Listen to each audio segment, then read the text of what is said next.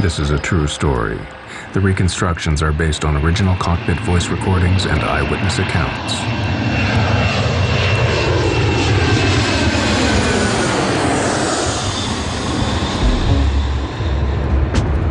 Modern airliners are among the most complex and reliable machines in common use, but occasionally, delays in fixing a known problem have led to catastrophe.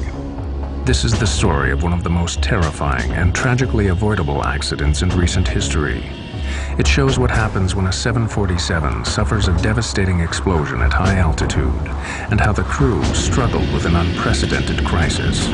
It is also a powerful personal story of grief and a relentless investigation to uncover the full, disturbing truth.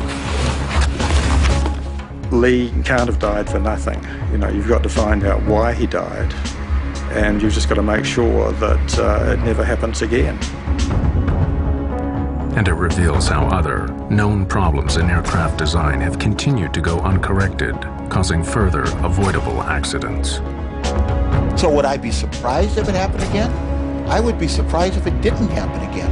It is a matter of time.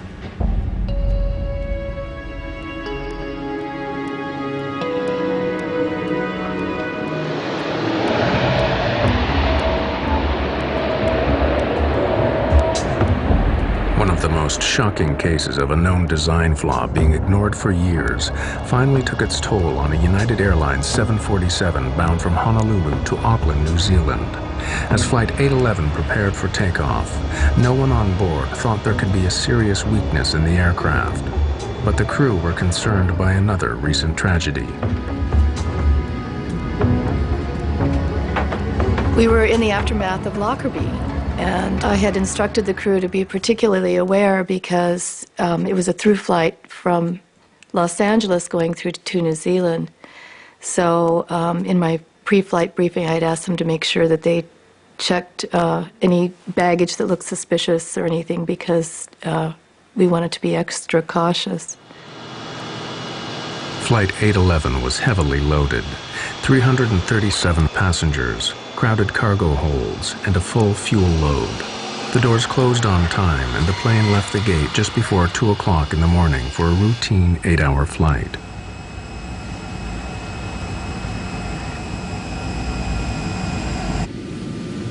Well, we were going to New Zealand on vacation, someplace that we had really thought was interesting, and somebody had told us how beautiful it was, so this was kind of a dream come true. I was seated in what's called the upper deck. I hadn't had a vacation in 5 years. And I took all my Mileage Plus points from United Airlines, and I purchased a business class ticket to Auckland, New Zealand, and Sydney, Australia. And I was going to finally make that dream vacation I'd always wanted, to get to Australia and lay on a beach somewhere and forget about airplanes, forget about accidents, and get this out of my mind for a while.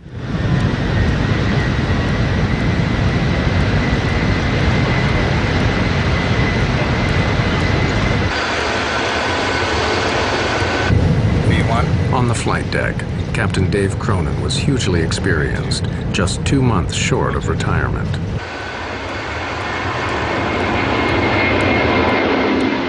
I flew almost 35 years with United.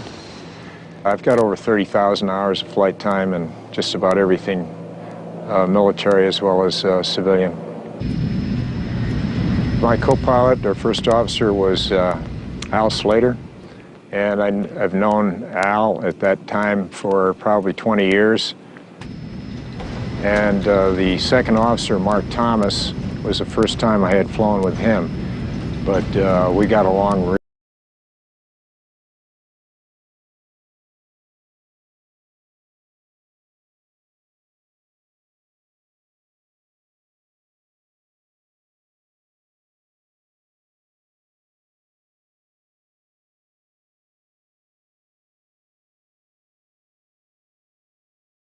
So I left the seatbelt sign on.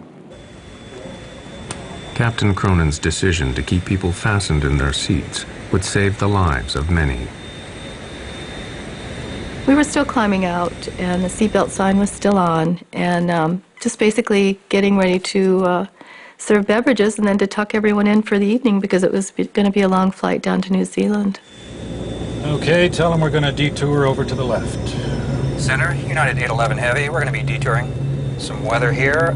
It'll be to the left, of course. 100 miles from Honolulu, as Flight 811 climbed through 23,000 feet, a major malfunction was about to occur. There was now a huge air pressure difference between the inside and outside of the aircraft. Suddenly, passengers sitting just above and behind the cargo door heard a noise. Then there was kind of a grinding noise.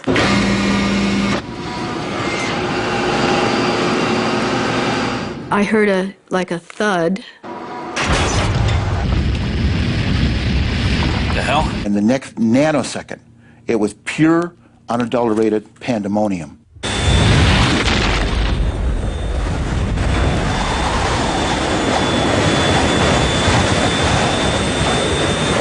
We lost number 3. Going down. It looks like we've lost number 3 engine and we're descending rapidly. Coming back. The next thing I knew, I found myself on the stairwell, hanging onto the rungs, and I immediately knew it was an explosive decompression. The cargo door had torn off and ripped a huge section of the plane with it. The pressurized air inside blasted out with explosive force. I immediately thought of Lockerbie. We actually thought it was a bomb that went off. It was hell on earth. Everything on the airplane that wasn't fastened down, tied down, or secured became airborne. The noise was incredible. Everything in front of us was gone. Where we were sitting, we were about 6 inches from the hole, so there was nothing in front of us or to the side of us. The whole side of the plane was gone. Actually, our feet were dangling on the hole, and I first thought we weren't going to make it. You know, I just didn't think there was any hope. With pressurized air blown out, the lack of oxygen at 23,000 feet was now suffocating the passengers and crew. It felt like someone had kicked me in the stomach, knocked the wind out of me. And I remember trying to catch my breath and couldn't. You're supposed to grab those oxygen masks and put them on, except the oxygen masks in that cabin, they were ripped out of the ceiling and they weren't there. And I remember thinking to myself, this is what it feels like to suffocate. United 811 Heavy, we're doing an emergency descent. The pilots could tell from their instruments that the number 3 engine was failing, but they couldn't tell the full extent of the damage. Their priority was to get the plane down to a level where they could breathe normally. Put your mask on, Dave. But the pilots also didn't know that the explosion had destroyed the aircraft's entire oxygen supply. Can't get any oxygen. We're not getting any oxygen. You getting any? I can't get any either. With the plane heading steeply down and no word from the cockpit, the cabin crew feared the worst. I remember thinking that the cockpit, which is up in the upper deck, had probably blown off the airplane too, because as far up as we could see, there was nothing there.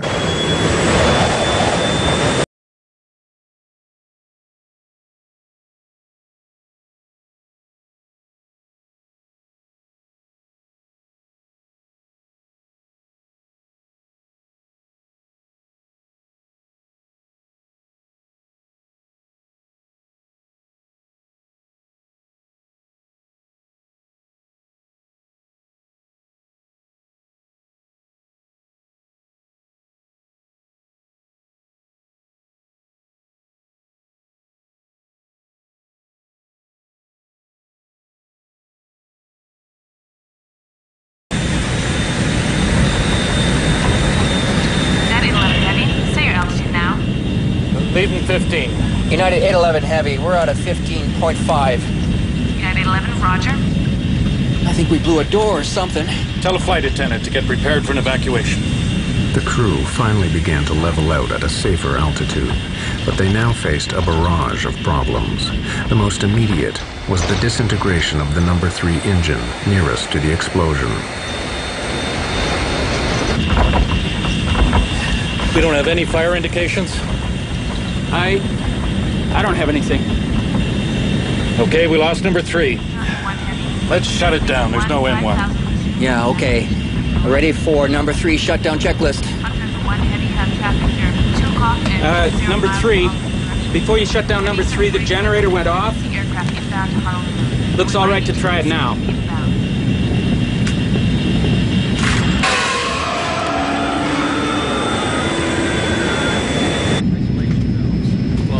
Well, let's stop the vibration anyway.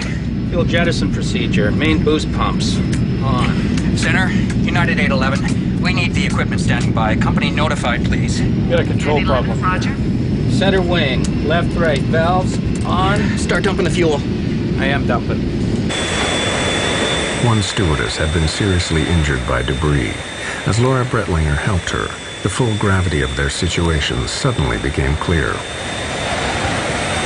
As I'm holding her in my arms, I looked up, and as I looked up, that was the first time I saw this tremendous hole on the side of the aircraft that was just a void, and seats were missing, and I immediately knew that we had lost passengers. 5 rows of seats had been blown out in the decompression, killing 9 passengers. On the flight deck, the crew had turned the stricken plane back to Honolulu, but with 128 kilometers still to go, the crisis now got far worse. We got a hell of a control problem here. I got almost full rudder on this thing. Are you dumping as fast as you can? I'm dumping everything. We got a problem with number 4 engine? Yeah. Debris from the explosion had also damaged the number 4 engine. If it failed completely, the implications were severe. If you're on 2 engines and you weigh 700,000 pounds, that is a big deal. Simply because with that kind of weight, 2 engines are not going to keep you in the air. You're going to come down.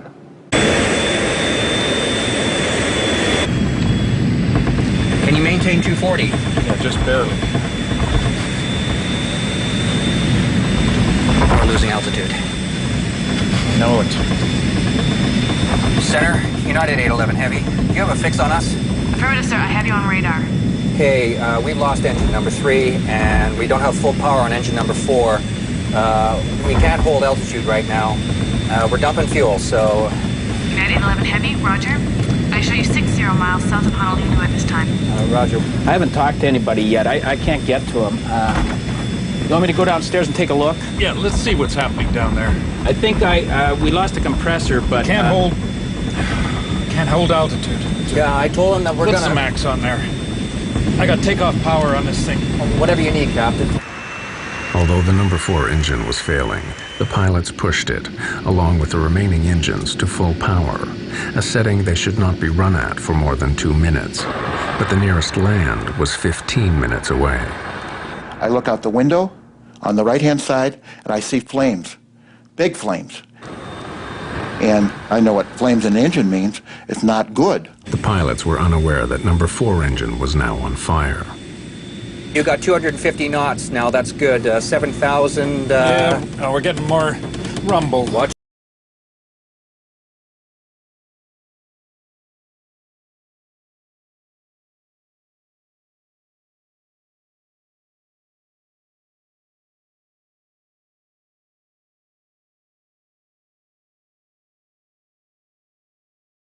Live, and there was a huge sense of relief for me.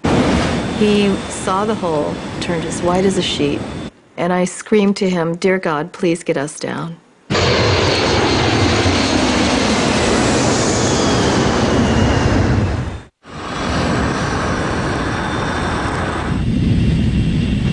You've got a fire out there.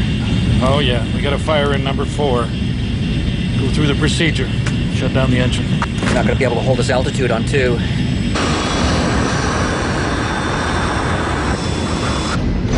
We got a fire on the right side.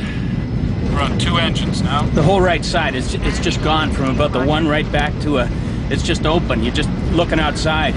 What do you mean? It looks like a bomb. Fuselage? Yeah, the fuselage, it's just open. Okay, it looks like we got a bomb that went off on the right side. The whole right side is gone.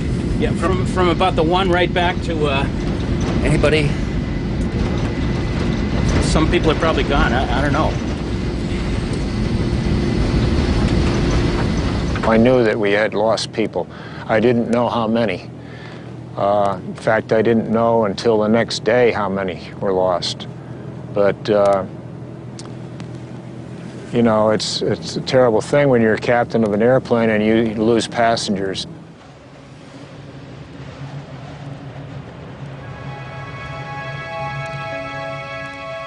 Lee Campbell, flying home to New Zealand, was sitting in row 8 just in front of the cargo door. I woke up with such a start because I'd seen Lee standing by the bed, just with a grey jacket over his arm and a small smile on his face. And of course, as I woke up, it faded, wasn't there. And then we woke up in the morning, we discussed this. I said, oh, you know, that was strange in the night, but it was such a vivid dream. Lee was standing there. And then the radio came on, and the first item of news is that there'd been a problem with the United aircraft. And I said, that was Lee, that's Lee's. And my blood just ran cold. I knew he was dead from that moment.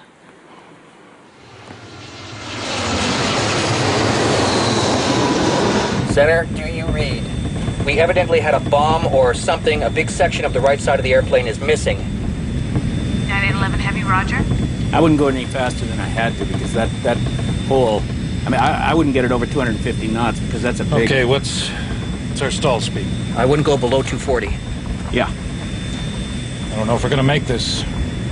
We didn't know that we were going to make it back. So we were actually preparing to ditch that airplane at night in the Pacific Ocean, which has never been done before. In the cabin, the crew prepared for the worst. My training kicked in and got up from my jump seat and started instructing the crew. We have to prepare the cabin. We have to, you know, prepare for a ditching, which I thought was inevitable. You're running around getting life vests on, and I do remember thinking, I'm not sure this is going to matter, because when we hit the water, you know, I just imagine the plane's going to split apart. I knew that if we hit the water, it'd be tantamount to hitting the ground, and there would be very few, if any, survivors. So my mind went to the things that meant something to me, and at that point in my life, it was my son. Believing they were going to die, one passenger took these photographs in the hope they'd be found in the wreckage and give clues to the cause of the crash. For 15 minutes, the plane steadily lost altitude. Then at 4,000 feet, the first glimmer of hope. After an imponderable time, I remember one of the passengers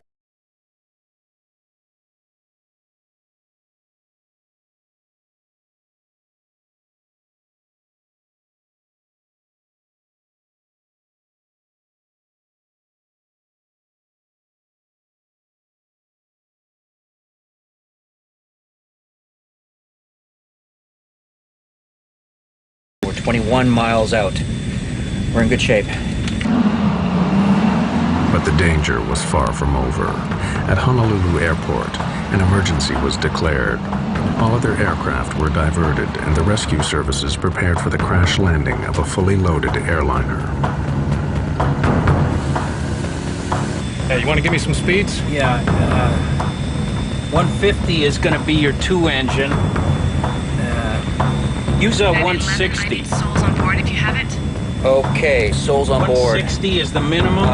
Stand by, United 811 Heavy. I don't know how many's on board. 200 and, I don't have the paperwork in front of me here. We're too busy right now. 200 and something. 6 minutes from the airport, the crew now had to slow down the overweight plane for landing. But the effect of this was unknown. What's going to happen when I start coming out with flaps and landing gear? We're either going to land on the airport, in the water, or downtown Honolulu. Okay, we'll try 10. Okay, inboards are coming to 10. How do the controls feel? All right so far. But the flaps were damaged and could not fully extend. This meant that Flight 811 would have to land dangerously fast. You have 811 Heavy. Do you have the airport in sight? It's over here to the right, Captain. Okay. Okay, we have the airport. United 811 Heavy.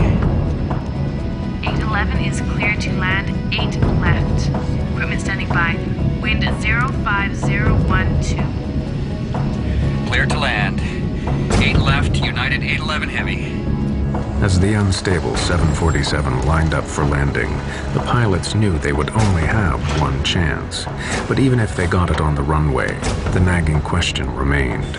Would the stress of impact cause the damaged and overweight aircraft to disintegrate?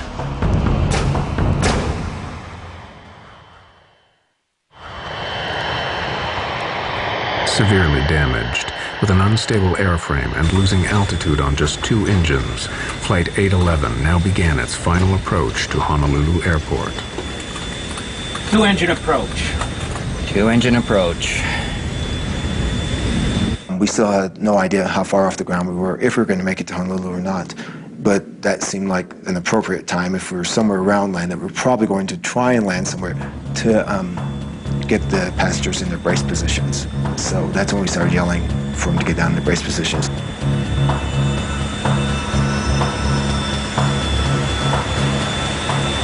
Every molecule in my body combined to express, get this damn airplane on the ground. Well, how are we doing on the hydraulics? Hydraulics are good. You got brakes? Normal hydraulics. So we got brakes, but you're only going to have reversing on 1 and 2. Though I thought maybe there was a chance that we were going to actually be able to attempt to land, the thought came to my mind, what happens now? Do we, on impact, do we explode? Do we fall out this huge hole?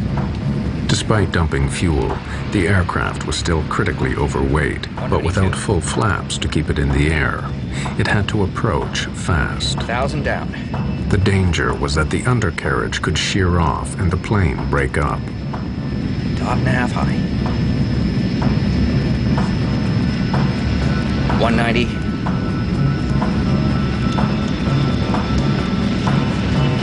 185. A little slow, Dave. It's below what we want.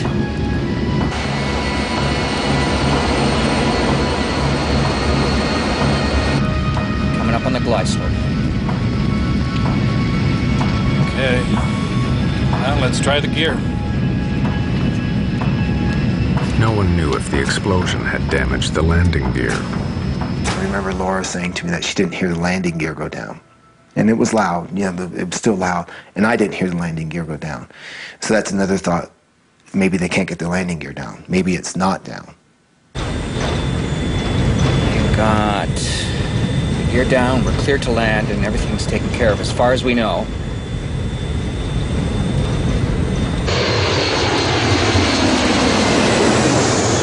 $200. 195. Half a dot high.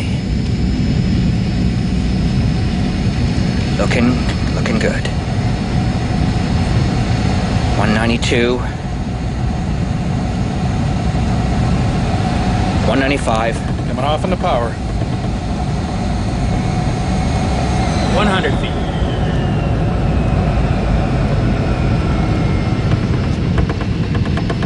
50 feet.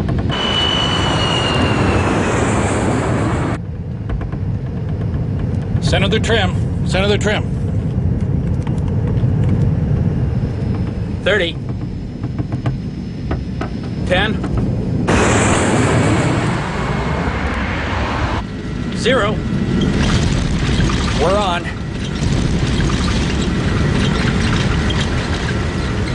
Gear's holding. We landed. It felt fast. And that was my next concern, is that we weren't going to stop at the end of the runway, that we were just going to keep going.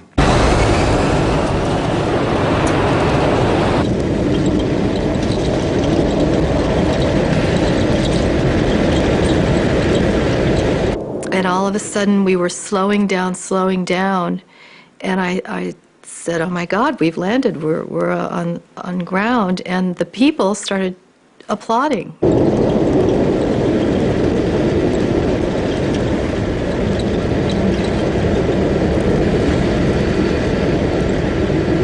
Probably the best landing I've ever made. When we finally stopped on the runway, we deployed all 10 chutes, and the flight attendants evacuated all the passengers. It's amazing how fast everyone went. My understanding is like less than 45 seconds, 330 people were off the airplane. We were probably 20 feet off the ground, and I would have stepped out of the airplane without a slide. I wanted to get off so bad. When we got all our switches off, I ran through the airplane, made sure there was no one else on the airplane, came up to the door one left, and went down the slide, and I came around the front and I saw that humongous hole in the side, and I just couldn't believe it.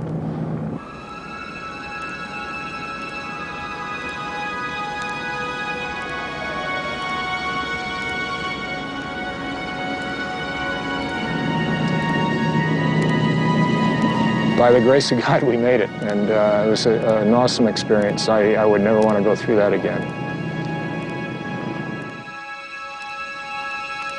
It was crazy, it was wild, it was scary, all at the same time.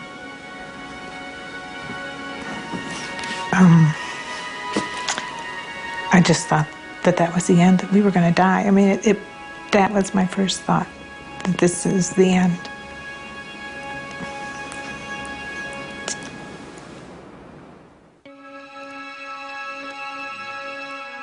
But for the families of the 9 people who were killed, the ordeal was just beginning.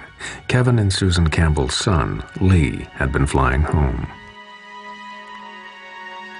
About 3 o'clock in the afternoon, I think they said that there was no New Zealanders involved, but we just knew that it was Lee.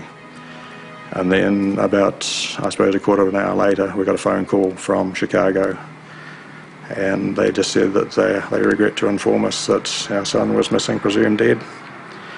And I guess about another hour after that, a policeman arrived at the door, and he took one look at us and he says, "I can see that you've had the news." So it was just an awful day. And it certainly didn't get much better for a long time.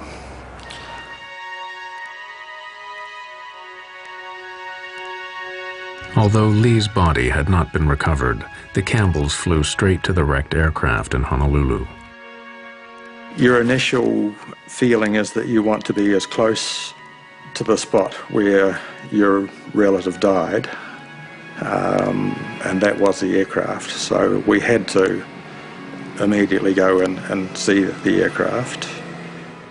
The damage inside was horrific, just a total mess. And the hole in the side of the aircraft was much bigger than I had thought it would be, even though we had seen television newsreel reports. And it was so sad to get in and actually see where Lee's seat had been. The legs of the seat were still there. There was a good bit of fuselage beside him, and still a window. But the Campbells' desire to find the cause of Lee's death inevitably brought them face to face with the dreadful details. They took us to the medical examiner's office as well, because they had found body parts and that sort of thing. So they didn't actually show us the body parts, but they showed us bits and pieces that they had recovered from the engines, and we got the medical examiner's report on what they had recovered. So, you know, we really would have preferred that it was Lee that went through the engine, because it would have been an immediate death, whereas it was a 4-minute fall down to the ocean, and we know that the people could have been alive as they were falling. And when you think about that, that's just horrific. As it became clear that their son's body would never be found, the Campbells' need to find the cause of the accident that killed him grew stronger. Lee can't have died for nothing. You know, you've got to find out why he died and you've just got to make sure that it never happens again. The Campbells embarked on a relentless personal investigation that would last nearly 2 years. But the loss of their son meant they would stop at nothing to uncover the truth.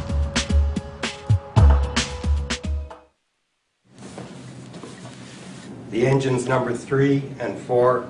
2 months after the accident on Flight 811, when the National Transportation Safety Board held preliminary hearings, the Campbells made sure they were there.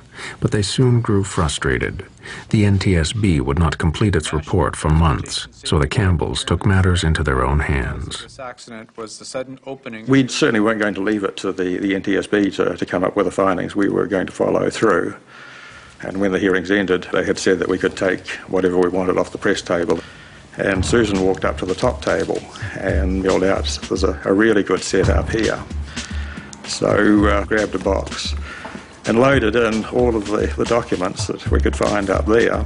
Kevin's the most honest of people I know, but here he was taking something that we hadn't specifically been told we could take. And we're heading out the door just as the NTSB were arriving back in with the trolley to pick up all their documents. So we were out the door and into a taxi and gone.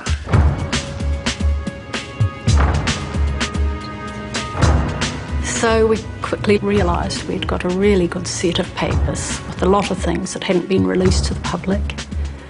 We were able to really start our investigation in earnest at that stage. The unpublished documents revealed a disturbing catalogue of problems with the forward cargo door, going right back to its original design. Instead of a plug door that gets jammed into its frame as the aircraft pressurizes, Boeing opted for an outward opening door. This allowed for more cargo space, but was not fail-safe like the plug design. So Boeing built what they believed was a foolproof locking mechanism. What they do is they build in multiple redundancies to make sure the door is properly latched and does not open. And you build it in to a point of that it's extremely improbable that the door would ever open. So what went wrong on Flight 811? The Campbells soon discovered the problem lay in the design of the locking mechanism. To lock the cargo door on the 747, electric motors rotate C-shaped latches around pins in the door frame. A handle then moves L-shaped arms, known as locking sectors, over the top of the C latches to prevent them from opening. But as early as 1975, problems were found with the locking sectors. Kevin Campbell, an experienced engineer, built a model to show the weakness in the Boeing design. Initially, the locking sectors were made in aluminium, and in 1975, Boeing realised that they weren't strong enough, and they actually doubled up the aluminium to make it double thickness. But it still wasn't strong enough, and a lot of the airlines didn't even put the doublers on anyway. The weakness of the aluminum drastically increased the risk of the door accidentally opening. With the aluminium locking sectors, if the C-locks tried to backwind, open electrically, it would just push the locking sector out of the way. It just simply wasn't up to the job that it was designed for. For 20 years before the catastrophe on Flight 811, 747s had been flying with this crucial weakness.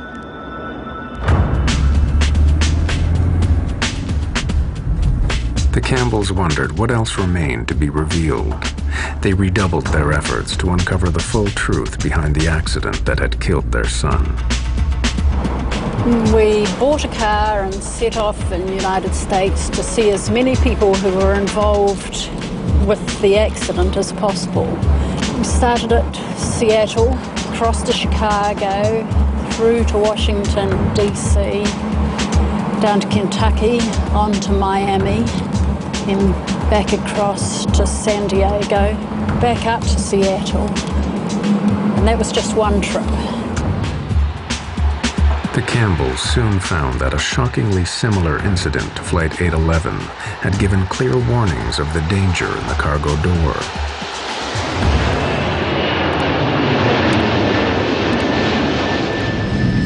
1987, 2 years before Flight 811, a Pan Am 747 had been climbing out of Heathrow when it failed to pressurize at 20,000 feet. The pilots had to turn back.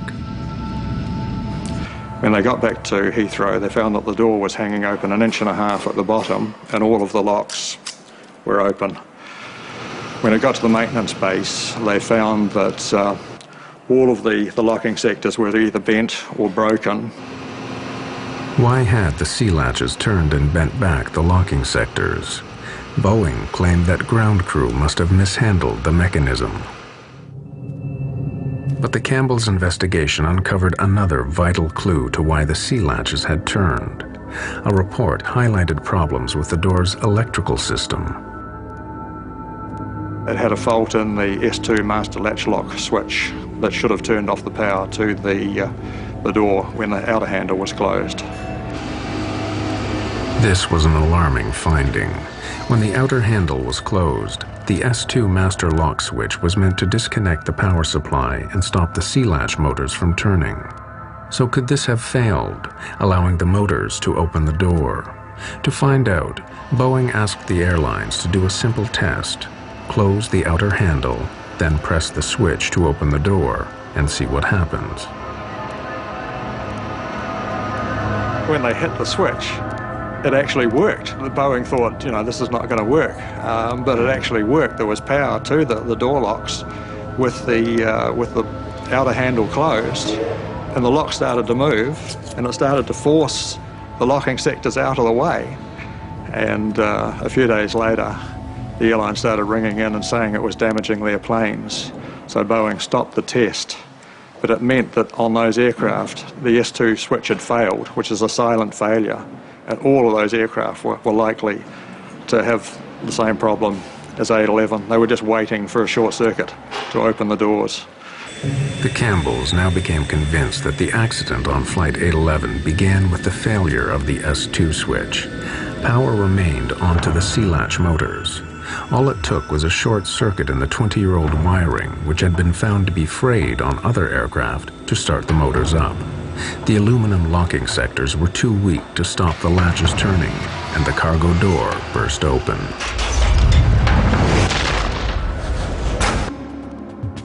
The National Transportation Safety Board determines that the After a year of investigation, the NTSB had a different version of the events.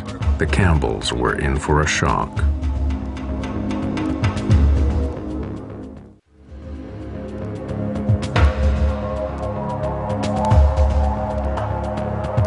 After waiting a year for the official report, Kevin and Susan Campbell expected it to match their theory of what led to the accident on Flight 811.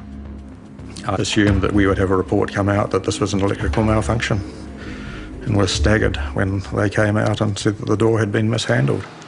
For the Campbells, the NTSB's flawed explanation and failure to mention the electrical problems just wasn't good enough.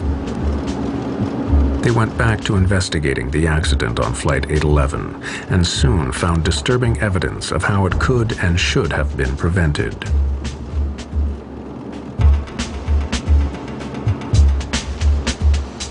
After the Pan Am incident in 1987, it turned out that Boeing had issued a directive to the airlines on how to correct the weak aluminum locking sectors. The airworthiness directive that came out was to replace the aluminum sectors with steel sectors that could not be bent. And there were some some interim requirements for inspections to be performed until what they call terminating action, the steel sectors were installed. The fix was cheap and simple, but getting it done was not.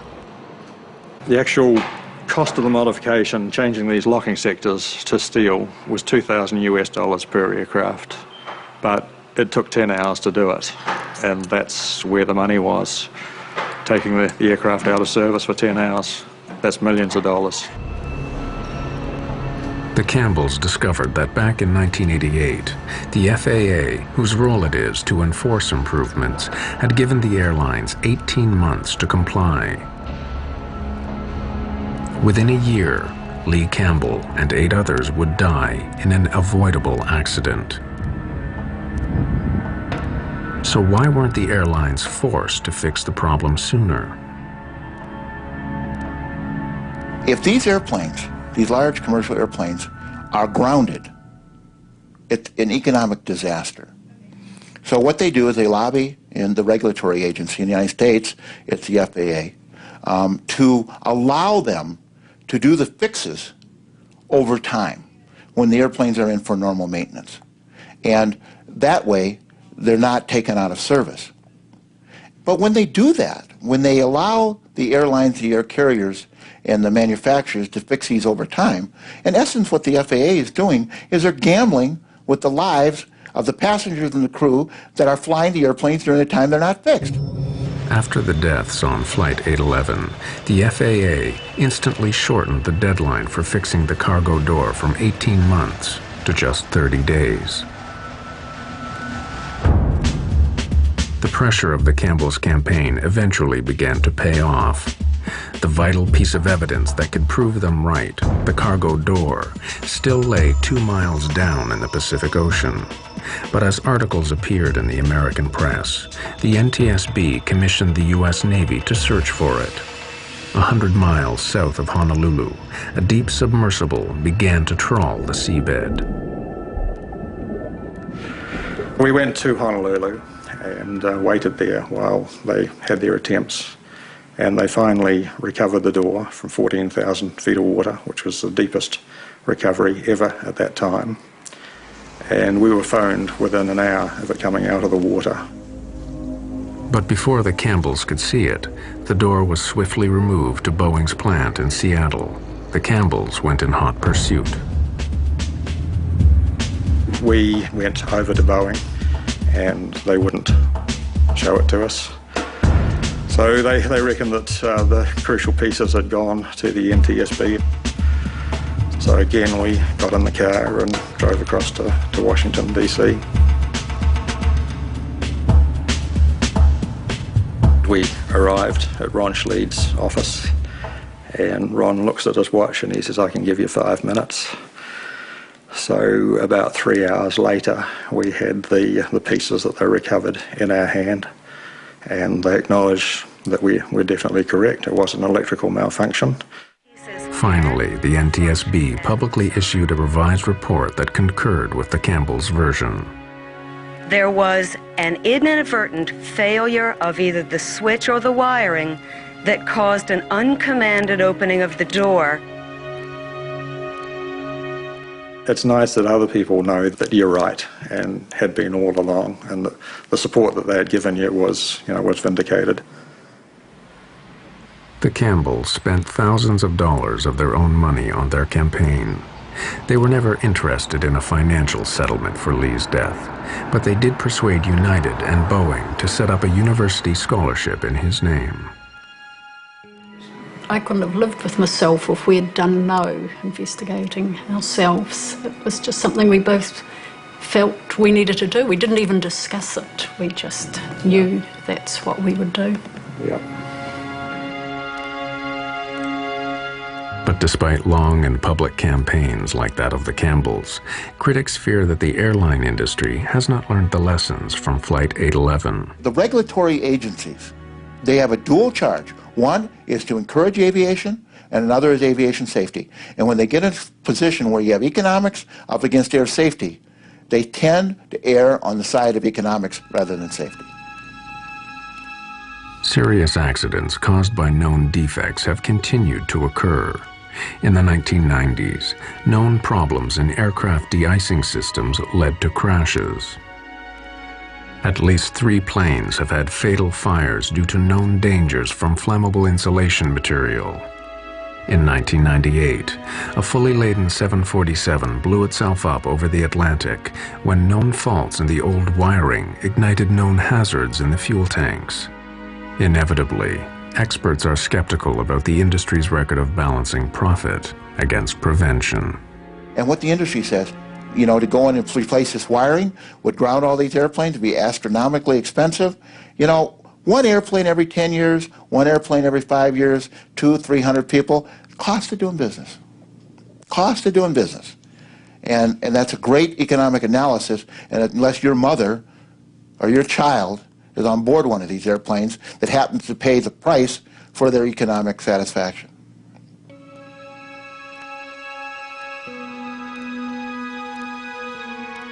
For some of the survivors of Flight 811, the cost has been heavy.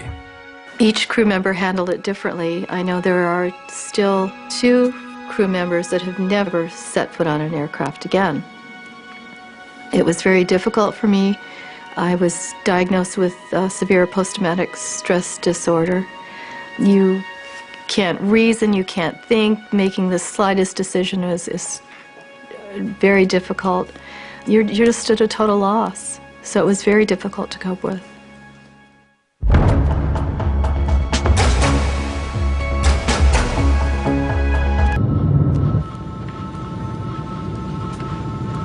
In the cabin, the flight attendants and passengers have no idea that their plane is dangerously low on fuel.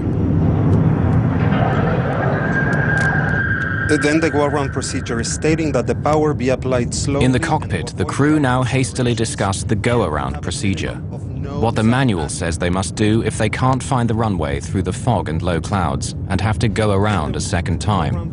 It's standard procedure. Power be applied slowly and to avoid rapid accelerations and to have a minimum of nose-up attitude. To maintain what? Minimum nose-up attitude. That means... Flight engineer Moyano is concerned that if the captain were to pull up the plane's nose too sharply, all the remaining fuel would slosh to the back of the tank, causing engines to stop. Covered on fuel during the go-around. What it means is it doesn't contain fuel for feeding itself and a flameout could occur. And it is necessary to lower the nose again. Right now we are proceeding to the airport inbound.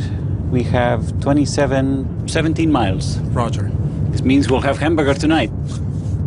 Avianca, descend and maintain 3,000. Descend and maintain 3,000. Avianca 052 Heavy. 3,000 feet.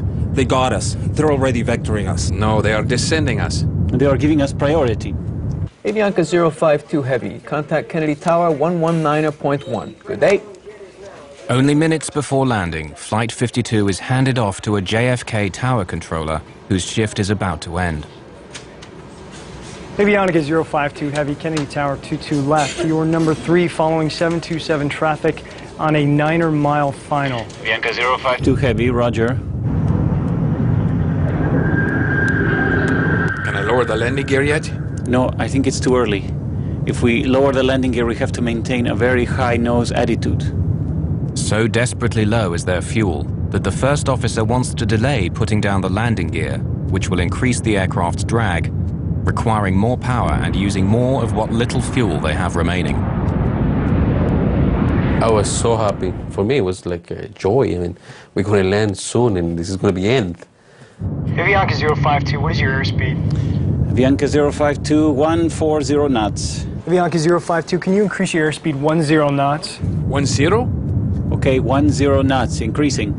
Increase. 10 knots more. Tell me things louder because I'm not hearing it. Lower the gear. Gear down. Avianca 05222 left, wind 190 at 20, cleared to land. Clear to land, Avianca 052 Heavy. Wind check, please. 190 at 20. With the weather deteriorating and flying on fumes, the crew of Flight 52 will have only one chance of getting their 149 passengers safely on the ground. Avianca 052, say airspeed. 145 knots. Are we cleared to land now? Yes, sir, we are clear to land. Stand by. Flaps 50. Landing checklist complete. It was extremely important that Avianca 52 landed on their first approach JFK.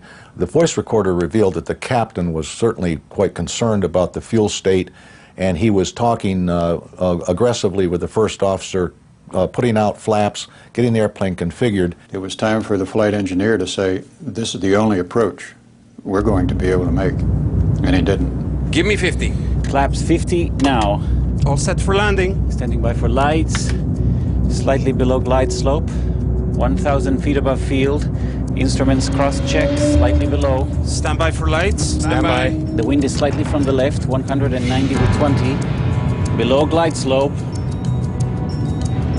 With about 10 minutes of fuel remaining, And nearly 4 kilometers from the runway, Flight 52 finds itself flying into violent wind shear, forcing them to slow the plane down. They were getting like 60 knots of wind on the nose, and then as they descended on down through about 500 feet to the ground, they were down to 20 knots. So that's 40 knot change and 1,000 feet of elevation. That's a lot. This is the wind shear. Now the wind changes direction. It's pressing them down towards the ground. Glide slope! Glide slope. It's in grade Glide 500 slope. feet. Glide slope. The captain desperately searches for the runway, but it's shrouded in low clouds and fog. Terrain. Lights! The runway, where is it? I don't see it. I don't see it. The plane's warning system is telling them that they're about to crash.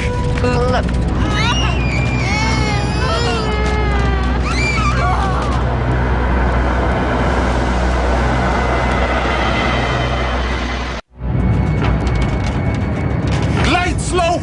It's in grade 500 feet. Just 4 kilometers from touchdown, Flight 52 has been caught in violent wind shear. To save the plane, Captain Caviades applies full throttle, burning up more of the plane's precious fuel. Give me the landing gear up, landing gear up!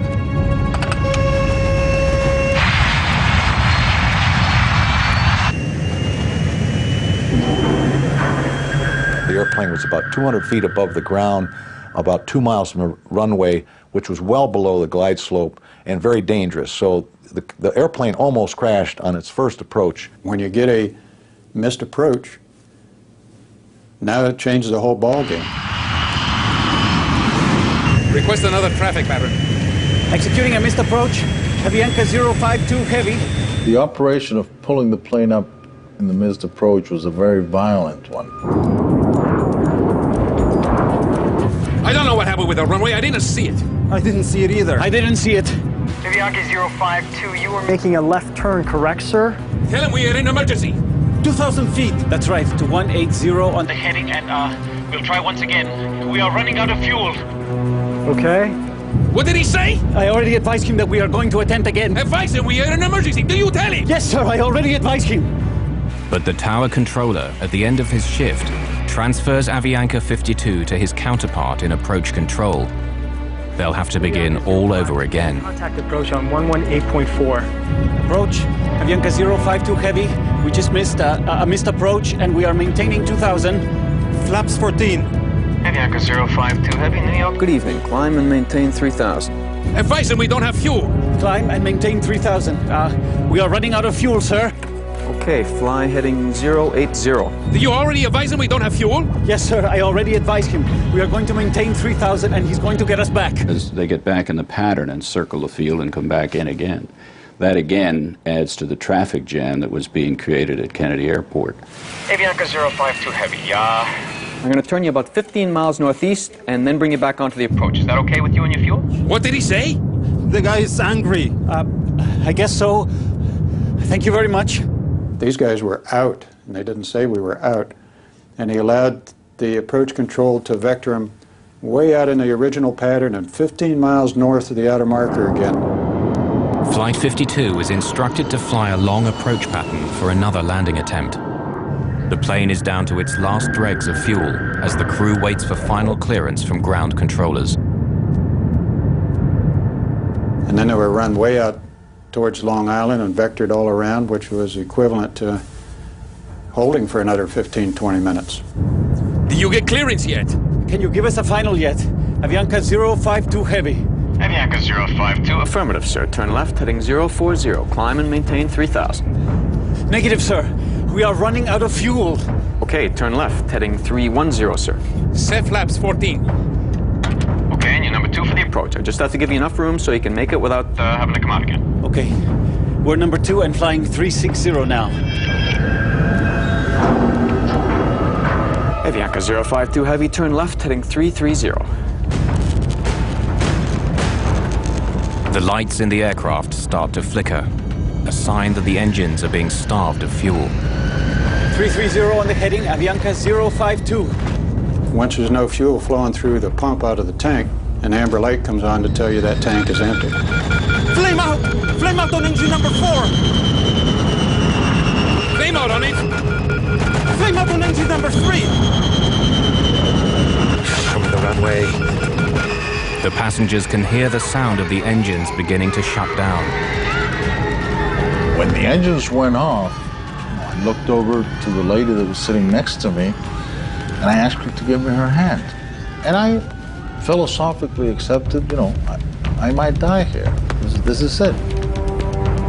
Avianca 052, we just lost 2 engines and we need priority, please. Avianca 052. Turn left heading 250, intercept the localizer. 250, roger. Select the ILS. ILS. Avianca 052, you're 15 miles from the outer marker. Maintain 2000 until established on the localizer. Cleared for ILS 22 left. Roger, Avianca. Did you select the ILS? It's ready on 2. When all the engines flame out and the generators fall off the line, a considerable amount of power is lost, electrical power is lost.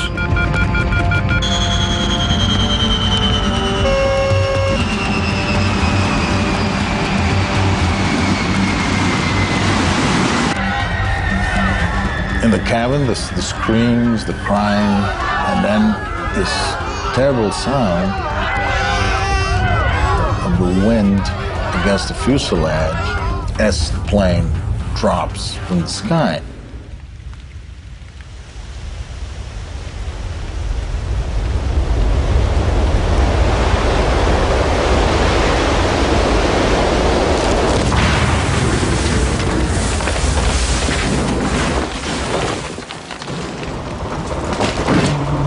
Avianca 052, radar contact lost. Avianca's missing due to the weather thing. Yeah, Avianca 52 lost an engine. We're trying to find out why. Yeah, we're no longer talking to Avianca. He's 15 northeast of Kennedy. Ah, wonderful. Clipper 18, turn left heading 180. 6.5 hours after leaving Colombia, Avianca Flight 52 is missing somewhere over New York.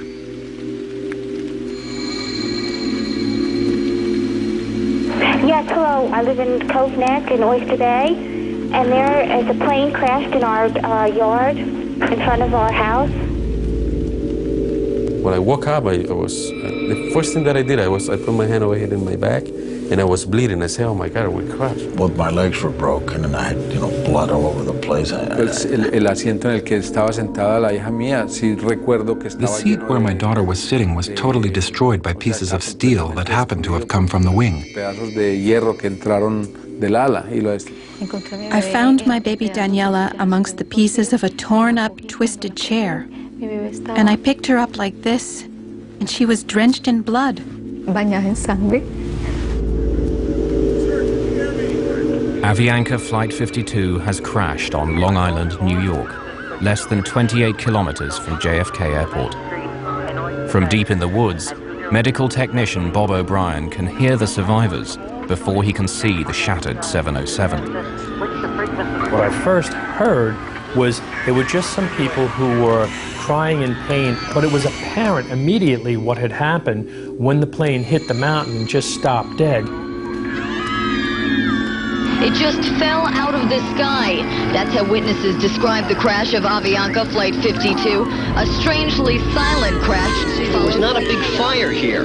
That will make it easier for investigators to examine if there were any gas or engine problems. There have been reports of lightning in the area just before the plane went down. The spokesman for the Controllers Union says that Kennedy is critically understaffed, a problem that is compounded by bad weather. Rescuers have not yet given up on finding more victims. Lo primero que me acuerdo es que yo miro y First thing I remember is that I looked up and I saw a priest.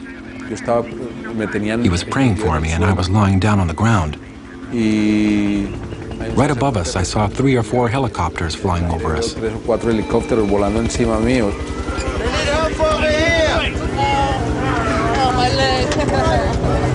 I managed to get up on top of the fuselage, and there's that door handle that says, in case of emergency, pull here. So I pulled that door handle, and that door handle just went, and the door came open about 4 inches. And then I was able to flip that over, and I could just see piles and piles of people strapped in their seats. The extreme G-force of the crash has broken off the cockpit and catapulted it through a stand of trees and into the deck of a home some 30 meters from the impact site.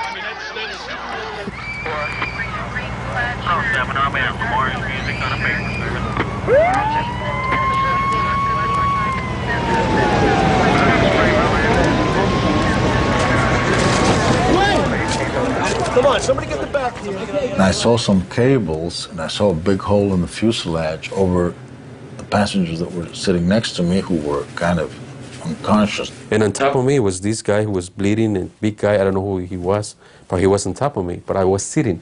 I pulled myself with those cables towards that hole, which was over the wing. I started screaming, hey, help me out, help me, take me out of here.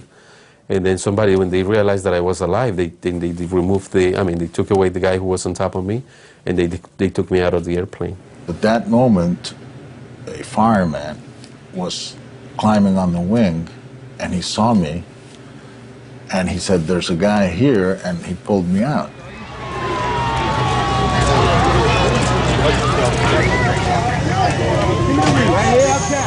37 fire and rescue companies from Nassau County are quickly mobilized.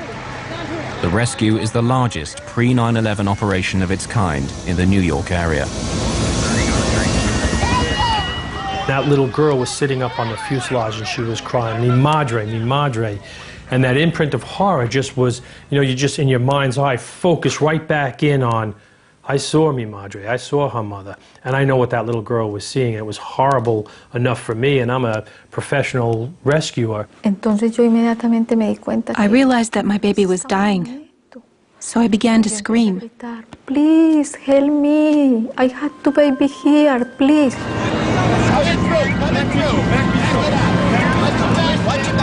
The plane has crashed in the wealthy neighborhood of Cove Neck, near the home of the father of tennis star John McEnroe. Medics set up a makeshift triage unit on his lawn. When daylight breaks 10 hours later, 85 survivors have been pulled from the wreck.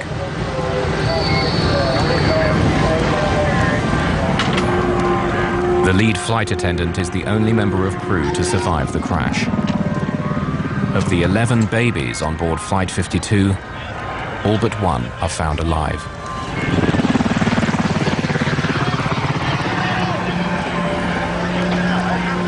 Bob O'Brien scours the tail section for survivors and finds FAA investigators struggling to remove the aircraft's black boxes. I grabbed the handle and just pulled the whole box out and took that out and brought that out the door and gave it to them. Even as people are being pulled from the wreckage, the on-site investigation begins. In charge on the ground is Barry Trotter of the National Transportation Safety Board. A former airline pilot, Trotter became an investigator after losing his right arm in a motorcycle accident. The condition of the aircraft was really astonishing to see that much of the structure was left in the condition that it was in. Unaware of the details of Avianca's troubled flight, investigators quickly find a valuable piece of evidence. You could look at the engines right away and you could tell the engines were not turning. So there was no power on the engines. That was the first big clue. Trotter and his team examine the fuel tanks and find just a few gallons of jet fuel still on board. It becomes clear why the 707's engines stopped turning, but the question of who's to blame is still to be answered. In the community of Cove Neck, New York, salvage workers begin the task of dismantling the shattered remains of Avianca Flight 52. But there's still one critical question. Who is responsible for Flight 52 running out of fuel and causing the death of 72 passengers and crew? The answer will be worth millions of dollars and affect dozens of lives. At the lab of the National Transportation Safety Board in Washington, D.C., investigators are eager to recover data locked inside the two black boxes. The most telling of these is often the flight data recorder, which records critical information such as the plane's altitude, airspeed, and heading. When we recovered the flight data recorder and brought it to our lab in Washington, we opened it and found that the foil wrap was not hooked up. So someone had actually intentionally taped the end of the foil so it wouldn't fly around and put it back in the airplane. Without the crucial flight data recorder, investigators rely heavily on Flight 52's cockpit voice recorder, which is found with more than 40 minutes of voice recordings of the crew and communications between the first officer and air traffic controllers. Yes, sir. We are clear to land. Stand by. All set for landing. Below glide slope. And it was apparent from the voice recorder transcript and tape that the captain was not understanding the first officer's radio communications that were being made in English. Everybody wants to blame the pilot, but he may be the last person to make a decision, and the scenario which caused him to be in that position where he makes the decision was created by several other people along the route. The captain asked the first officer about 9 times to clarify information or repeat it or to pass on information. We are going to attempt again. Advise, we are in an emergency. Do you tell him? Did he make a conscious decision to run out of fuel? No. He was sucked into a situation by the air traffic controllers where he ran out of fuel. Glide slow! The cockpit voice recorder reveals a crew desperate to land the 707 in near zero visibility and in extreme wind shear without the aid of an autopilot. In this case, the captain had a difficult time maintaining the glide slope during the approach with the wind shear, didn't see the airport, and had to make a go-around. That almost doomed the airplane at that point. The information being given to pilots en route was a wind shear up as high as 1,500 feet. But their pilots on approach were encountering wind shear as low as 300 feet. And that wasn't passed on to the Avianca pilot. This is the wind shear. The crew of Flight 52 is caught off guard. As they descend below 150 meters and slow down, a violent vertical wind forces them towards the ground, nearly causing the plane to crash less than 4 kilometers short of the runway. Ironically, Avianca 52's lack of fuel resulted in no fire or explosion, saving the survivors from almost certain death.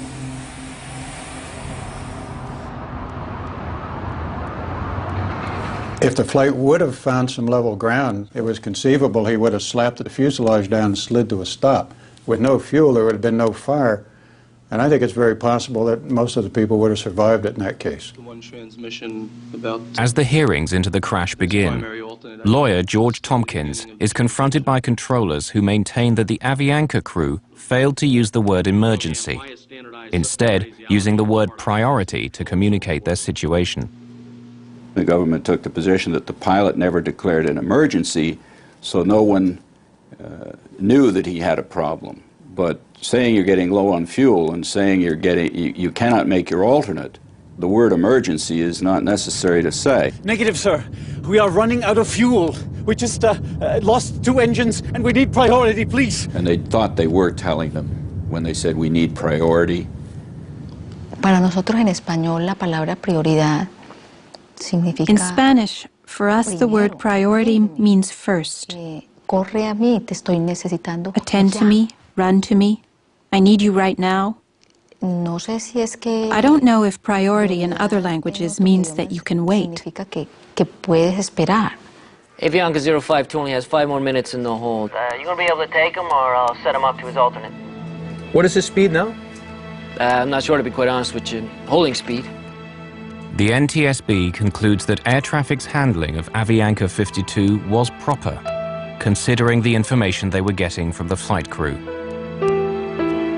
Many of the passengers are shocked and outraged by what they feel is a gross injustice, that air traffic control is found blameless.